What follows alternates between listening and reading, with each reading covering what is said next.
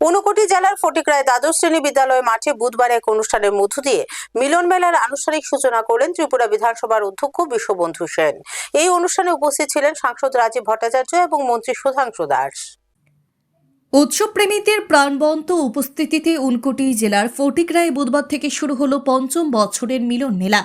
এলাকার বিধায়ক তথা রাজ্যের মন্ত্রী সুধাংশু দাসের উদ্যোগে এবং ফটিকরায় ও রাজনগর গ্রাম পঞ্চায়েতের সহযোগিতায় ফটিকরায় দ্বাদশ শ্রেণী বিদ্যালয় মাঠে আয়োজিত মেলার আনুষ্ঠানিক সূচনা করলেন ত্রিপুরা বিধানসভার অধ্যক্ষ বিশ্ববন্ধু সেন। উপস্থিত ছিলেন রাজ্যসভার সাংসদ রাজীব ভট্টাচার্য, মন্ত্রী তথা মেলা কমিটির চেয়ারম্যান সুধাংশু দাস, ঊনকোটি জেলা পরিষদের সভাধিপতি অমলেন্দু দাস, জেলা শাসক দিলীপ কুমার চাকমা সহ অন্যান্যরা।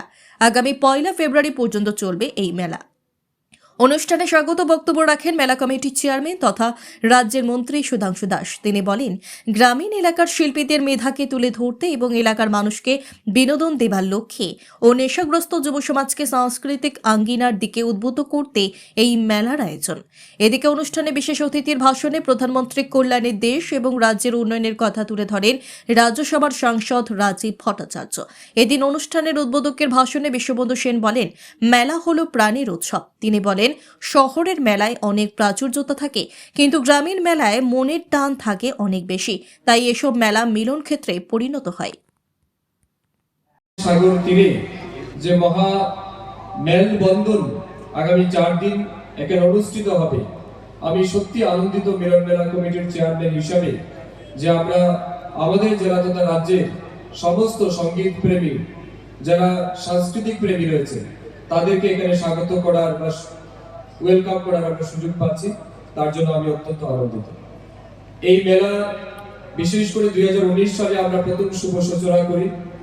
আমি যখন এই বিধানসভা কেন্দ্রের বিধায়ক হিসেবে নির্বাচিত হই 2018 সালে, তার পরবর্তী সময় 2019 সালে 21 ফেব্রুয়ারি ভাষা দিবসের উপর এই মিলন মেলা আমরা আয়োজন করেছিলাম।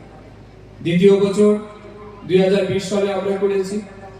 21 সালে আমরা মেলা করতে পারিনি করোনা মহামারীর কারণে। 22 সালে আবার আমরা তৃতীয়বারের মতো মিলন মেলা করেছি।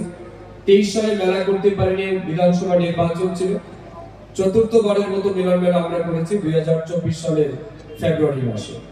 আর এই বছর নিয়ে আমাদের পঞ্চমবারের মতো আমরা মিলন মেলার সূচনা করেছি বা আমরা পঞ্চমবারের মতো এই বছর আমরা আয়োজন করেছি। তো এই মিলন মেলা আয়োজন করার মূল যেটা উদ্দেশ্য সেটা হচ্ছে আমাদের এই গ্রামীণ এলাকায় স্থানীয় যারা শিল্পীরা আছে এবং আমাদের এই দেশকে এক ভারত শ্রেষ্ঠ ভারত করার জন্য দেশের প্রধানমন্ত্রী নির্লস প্রয়াস করছেন।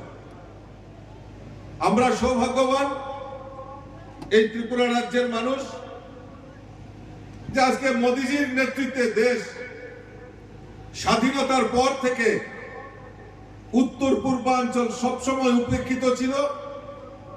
আর বিশেষ করে এই ত্রিপুরা রাজ্যকে উপেক্ষিত করে রাখা হয়েছে। 2014 সালে আমাদের এই রাষ্ট্রনায়ক যখন দেশের প্রধানমন্ত্রী হয় আর এই ত্রিপুরা রাজ্যের জন্য স্পেশাল প্যাকেজের মাধ্যমে ত্রিপুরা রাজ্যকে ডেভেলপমেন্ট করার, উন্নত করার একটা প্রয়াস এবং মোদিজির অন্তরাত্মা থেকে এই ত্রিপুরাকে একটা আলাদা ভালোবাসার মেলার মানে বিভিন্ন দিক দিগান্ত থেকে বিভিন্ন জায়গা থেকে মানুষ আসেন, এক জায়গায় জমায়েত হন, পছন্দসই জিনিস কেনাকাটা করেন। পুরানা বন্ধু বান্ধব, পুরানো আত্মীয় স্বজন, দূর দূরান্তে যারা থাকেন তাদের সঙ্গে চৌকিতে কিংবা হঠাৎ দেখা হয়ে যায়। এটা হচ্ছে মূল আকর্ষণ। তারপরে কোথাও বসে খাওয়া দাওয়া হয়, কোথাও বসে সেলফি তোলা হয়, এখন আধুনিক যুগের কোথাও বসে বসে দেখা হয়, ঘোরা হয়। এটাই হচ্ছে প্রাণের উৎসব। বিশেষত আধা শহুরে গ্রামীণ মেলায় এই জিনিসটা বেশি হয়। শহরে বড় বড় ক্ষেত্রে যে মেলাগুলো হয় তার মধ্যে অনেক লোক থাকে, তার প্রাচুর্যতা অনেক বেশি থাকে, তার যে খরচাপাতি অনেক বেশি হয়। কিন্তু এই গ্রামীণ মেলাগুলোর মধ্যে প্রাচুর্যতা কম, কিন্তু মনের টানটা একটা তার গভীরতা সুযোগের মধ্যে একটা আবেশ থেকে যায়। আসুন আপনারা সবাই মিলে সুধাংশু বাবুকে হেল্প করুন, মানসিক হেল্প, যেটা আরো বড় রূপ নিতে পারে। প্রতিবারই এখানে রাজনৈতিক কিংবা সরকারি সেলিব্রিটিদের জ্ঞান আনেন